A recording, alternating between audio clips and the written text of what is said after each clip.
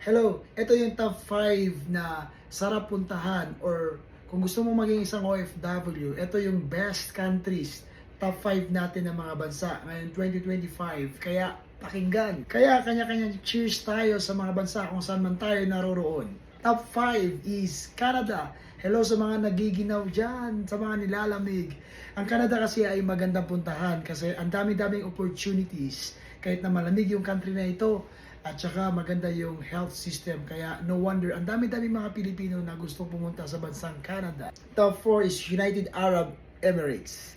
Maganda kasi dito kasi walang tax and then ang daming opportunities na trabaho at saka hindi mahirap yung pag-apply ng visa. Top 3 is United States. Dito kasi pinagmamalaki nila na madali lang sa mga Pilipino na maging permanent resident at saka ang dami-daming opportunities.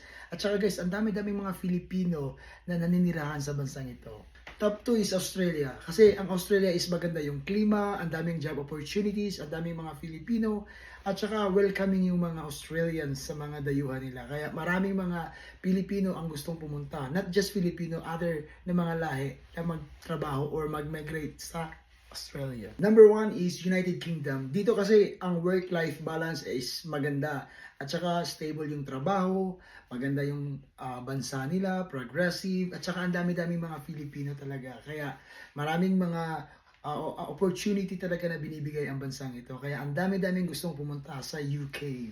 So, yun yung top 5 ko ha. So, if you feel na hindi yan top 5 para sa iyo, i-comment mo na lang below. Kasi make sure na nag-research ka rin ha, kagaya ng ginagawa ko. So, until next time guys, bye-bye!